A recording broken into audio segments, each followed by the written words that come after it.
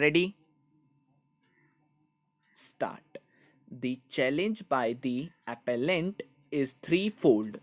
Firstly, it is contended that prior to the respondent bank acquiring the said property in an auction sale, the same had been re entered by the Land and Development Office of the Government of India, being the lessor of the land underneath the property, and thus no title was acquired by the respondent bank, and the said property was not public premises within the meaning of section 2E of the PP Act for the estate officer of the respondent bank to pass an order with respect thereto.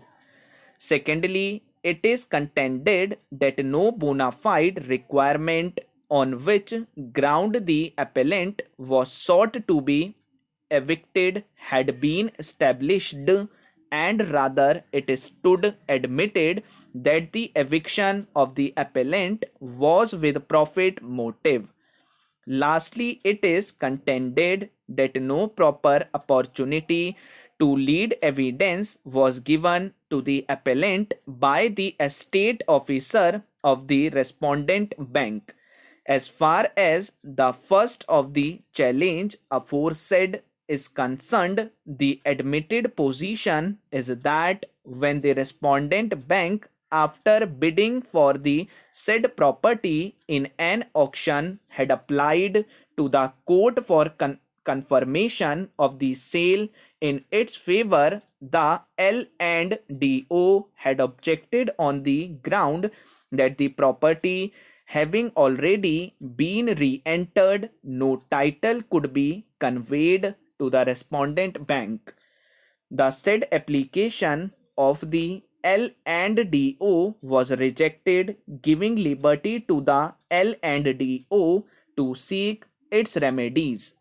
Not only so, the Supreme Court in Shanti Sharma versus Ved Prabha 193 has held that re-entry effected by the L&DO of lease with respect of the land underneath the property does not prevent the lessee of the said land from seeking eviction of his/her its tenant in the property constructed on the said land as owner thereof. It was held that unless the L&DO pursuant to the said re-entry reposes the property, the lessee of the land is fully entitled to deal with the tenants indicted in the property constructed over the said land as owner, landlord, and the tenants of the lessee cannot challenge the title of their landlord. Upon the senior counsel for the appellant being confronted with the said judgment, he had no reply thereto. Now, therefore, it has to go by the earlier decision of the court, which has decided that matter justifiably as such. He contends that the Supreme Court in the said case, in a case of re-entry by the L&DO, had directed the possession of the premises to be delivered by the tenant to the L&DO and not to its landlord. We have on demurrer asked the senior counsel for the appellant whether the appellant is willing to hand over possession to the L&DO, if not to the respondent bank. The answer is in the negative.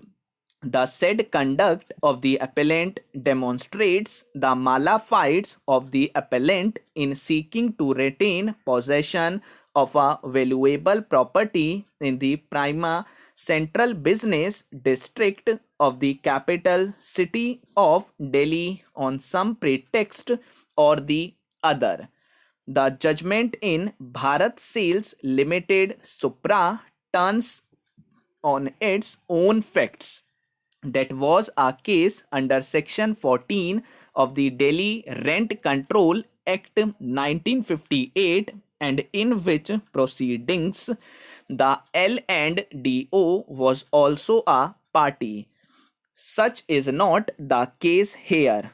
On the contrary, the plea of the L&DO has already been negativized while confirming the sale in favor of the respondent bank, the L&DO having not taken any steps till now for reposing the property. The appellant cannot wriggle out of eviction order if otherwise found to be validly passed by setting up a title in the L&DO.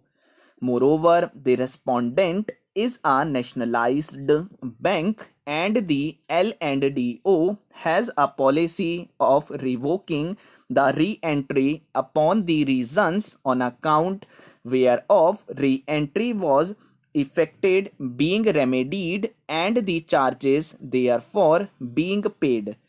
There is nothing to suggest that the said charges cannot be recovered from the respondent bank.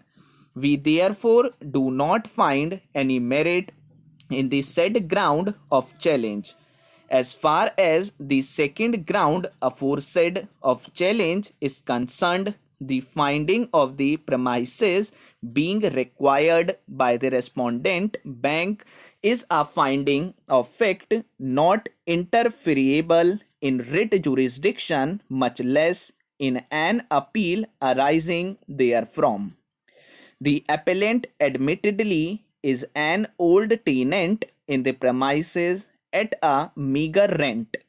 This court in Iyer and Son Private Limited versus LIC of India, affirmed recently in Life Insurance Corporation of India versus Dayanti Verma, has held a public sector bank as the respondent to be fully justified in endeavoring to earn maximum out of its properties. No case thus for interference with the findings of the estate officer confirmed by the district judge or the requirement of the premises by the respondent bank for its own use is made out and entitled to retain possession thereof.